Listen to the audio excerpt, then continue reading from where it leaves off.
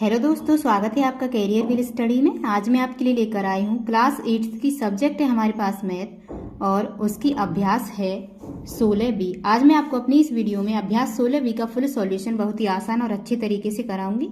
तो देखो, अभ्यास 16B में हमारे पास प्रश्न नंबर 1 है। दो सिक्के एक साथ 40 बार उछाले गए। यदि head head head tail tail head क्रमशः 9, 8 और 12 बार आए हों तो ज्ञात कीजिए कि टेल टेल कितनी बार आया होगा। किस तरीके से ज्ञात करेंगे हम, देखो पहला प्रश्न, सिक्के उछाले गए। सिक्के उछाले गए कितनी बार? 40 बार। ठीक है, कितनी बार उछाले गए? 40 बार। उसके बाद देखो, 3 परिणाम कौन कौन से आए थे हमारे? 3 परिणाम हैं जो, वो क्या क्या थे? हेड हेड, हेड टेल और टेल हेड। ठीक है, हेड हेड कितनी बार आया? 9 बार। प्लस हेड टेल कितनी बार आया? 8 बार। प्लस टेल हेड कितनी बार आया? 12 बार। तीनों को जोड़कर कितना हो गया ये? 29 बार। ठीक है, टोटल कितना हुआ? 29 बार। अब हमें क्या निकालना है? टेल टेल के लिए उछाले गए सिक्के। टेल टेल के लिए उछाले गए सिक्के। ठीक है, तो टेल टेल के लिए उछाले गए सिक्के क्या हैं? 40 में से ये 29 घटाएंगे, टोटल में से कितना आया? 11 बार। यही हमारा आंसर है। अगला प्रश्न है, एक सिक्का 1000 बार उछाला गया और पाया गया कि चित्त 455 बार आया। ज्ञात कीजिए पट आने का प्रतिशत कितना है। ठीक है, पट आने का प्रतिशत कितना है? तो किस तरीके से ज्ञात करेंगे हम इस प्रश्न को? सिक्के उछाले गए, सिक्के उछाले गए 1000 बार। सिक्के के चित्त आने की संख्या क्या है? सिक्के के चित्त आने की संख्या क्या है? 455। ठीक है, 455 है। पट आने की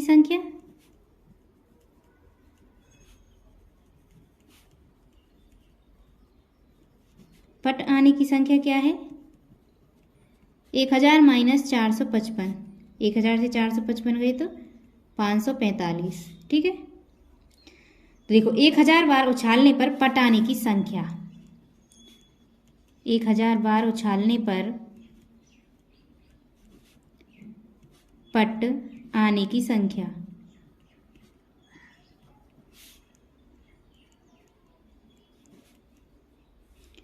क्या होगी?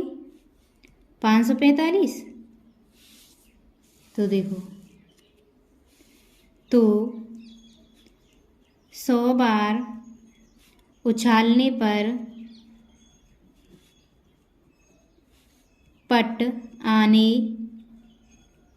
का प्रतिशत निकालने के लिए क्या करेंगे?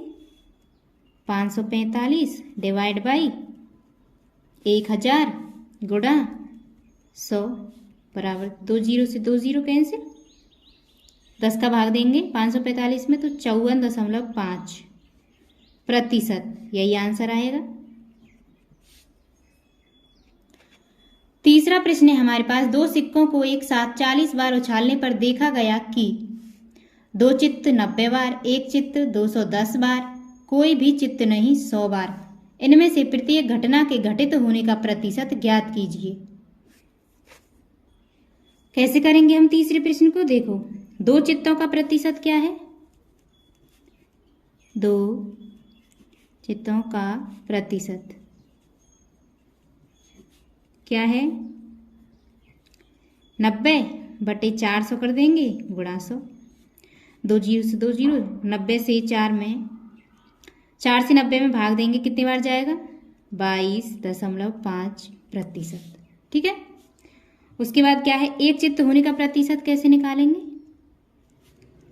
एक चित्त होने का प्रतिशत, तो देखो 210 डिवाइड बाई 400 गुणा 100, ठीक है। 2 0 से 2 0 कैंसिल, 4 से 210 में दिया कितने बार? 52.5%, ठीक है। आगे देखो, कोई भी चित्त नहीं, कोई भी चित्त नहीं,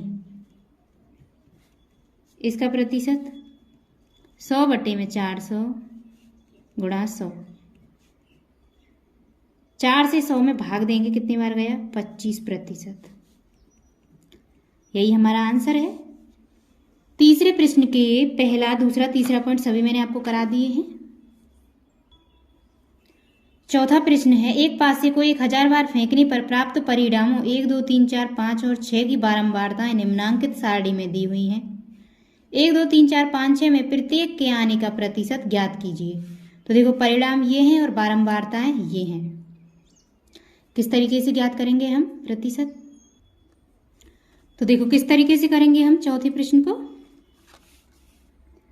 देखो, एक अंक के लिए प्रतिशत, एक अंक के लिए प्रतिशत कैसे निकालेंगे? देखो, एक अंक के लिए एक अंक कितनी बार है?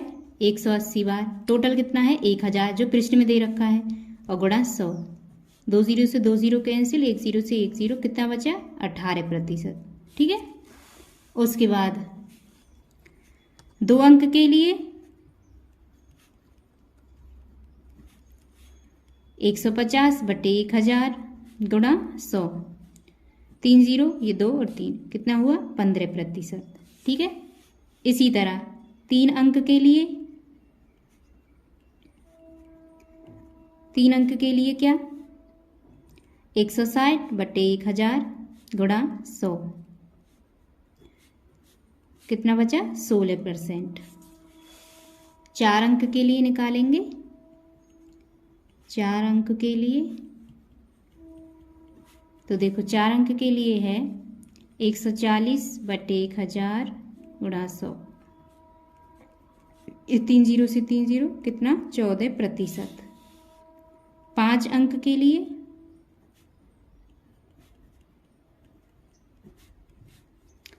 180/1000 गुणा 100।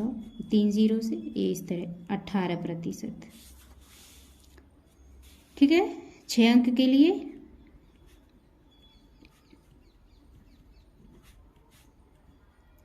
190/1000 गुणा 100।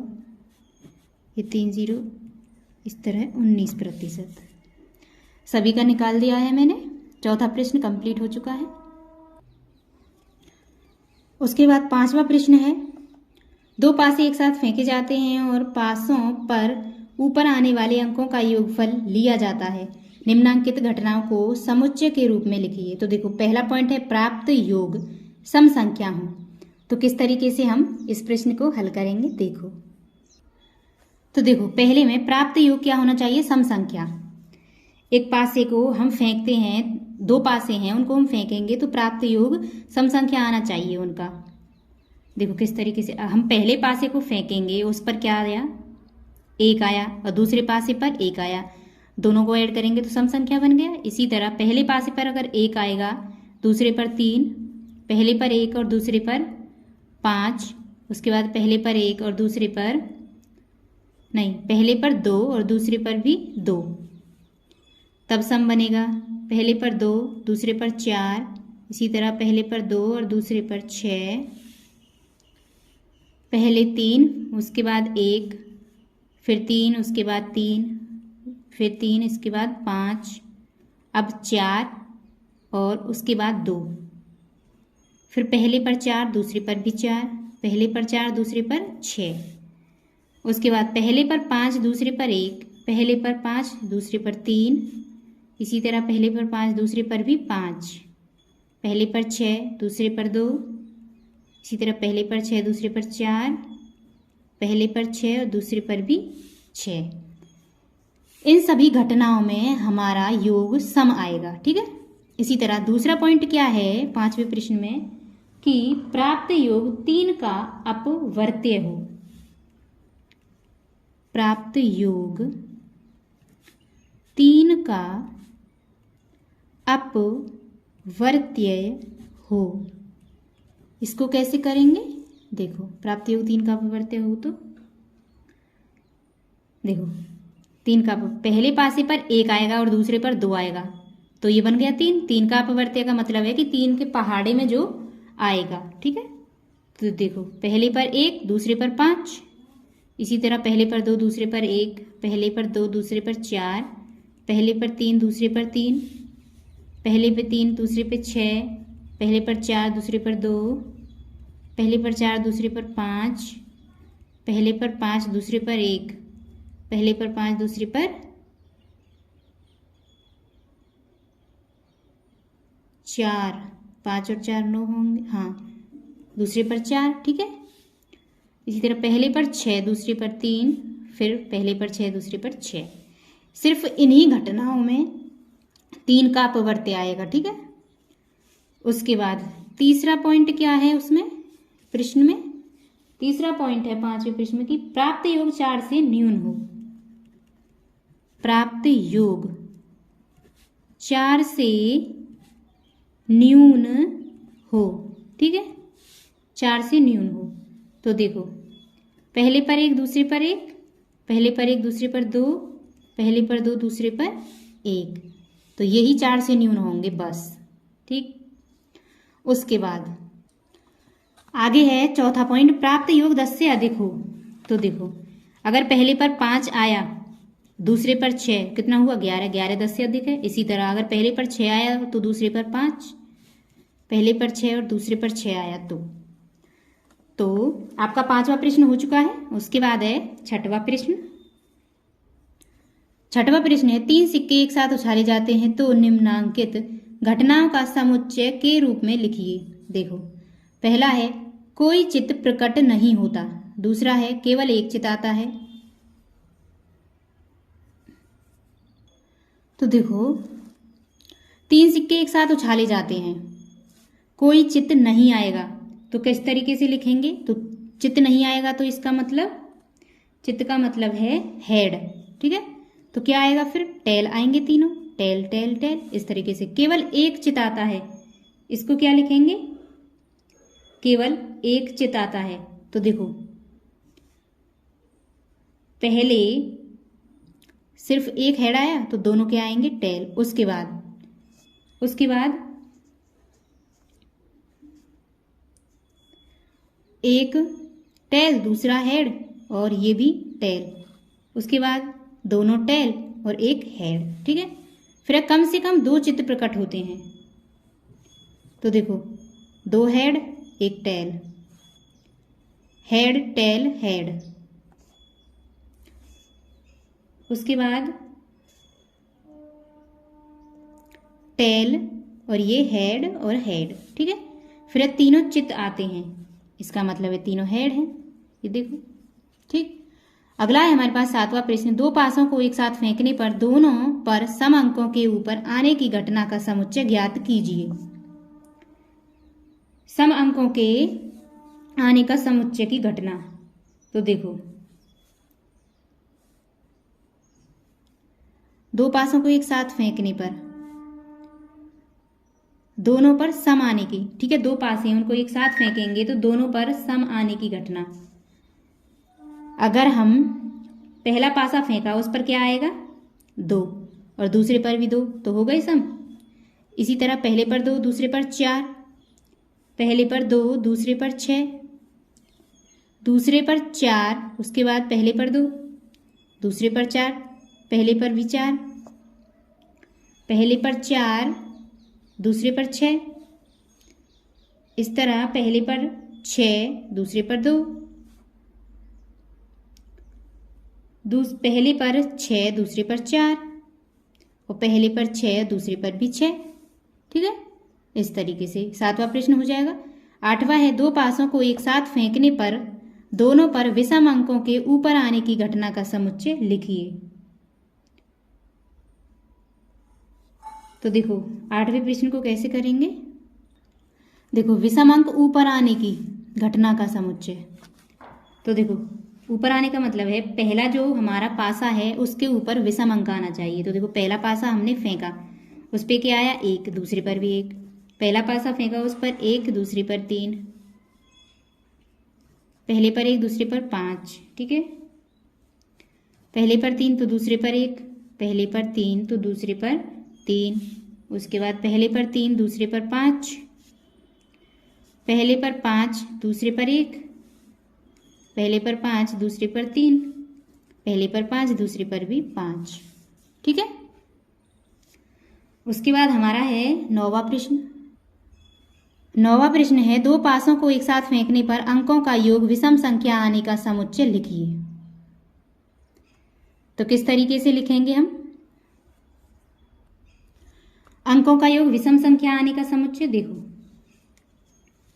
पहले पासे पर 1, दूसरे पर 2, उसके बाद पहले पासे पर 1, दूसरे पर 4, उसके बाद पहले पासे पर 1, दूसरे पर 6, पहले पर 2, दूसरे पर 1, पहले पर 2, दूसरे पर 3, इस तरह पहले पर 2, दूसरे पर 5, पहले पर 3, दूसरे पर 2, पहले पर 3, दूसरे पर 4, पहले पर 3, दूसरे पर 6, उसके बाद पहले पर 4, दूसरे पर 1, पहले पर 4, दूसरे पर 3, पहले पर 4, दूसरे पर 5, पहले पर 5, दूसरे पर 2, पहले पर 5, दूसरे पर क्या 4, पहले पर 5, दूसरे पर 6, पहले पर 6, दूसरे पर 1। ठीक है, पहले पर 6, दूसरे पर 3, यहाँ पहले पर 6, दूसरे पर 5।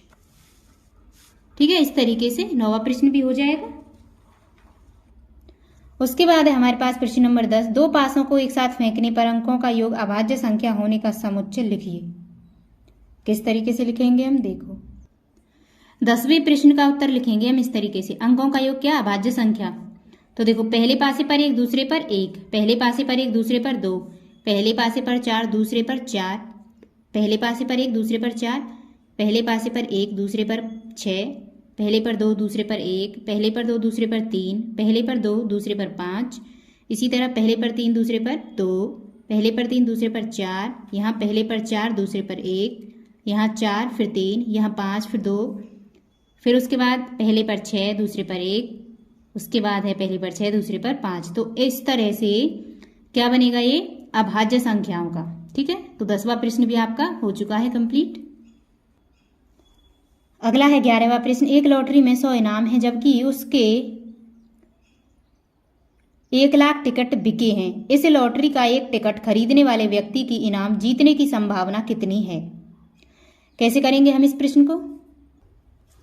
ये देखो इनाम प्राप्त करने की संभावना।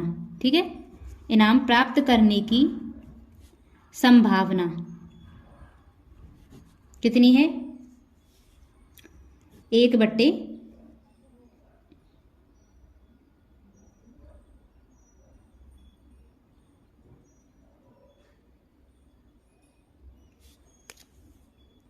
कितनी है 100/1 लाख। ठीक है, 100/1 लाख। तो देखो 2 0 से 2 0 कैंसिल, क्या बचा 1/1000। यही है इनाम प्राप्त करने की संभावना, यही आंसर है हमारा। इसी के साथ आपकी अभ्यास 16-20 समाप्त हो चुकी है। उम्मीद करती हूँ वीडियो आपको पसंद आई होगी। अगर वीडियो अच्छी लगी हो तो वीडियो को लाइक करें और हमारे चैनल को सब्सक्राइब करें। मिलते हैं नेक्स्ट वीडियो में न्यू चैप्टर के साथ। धन्यवाद।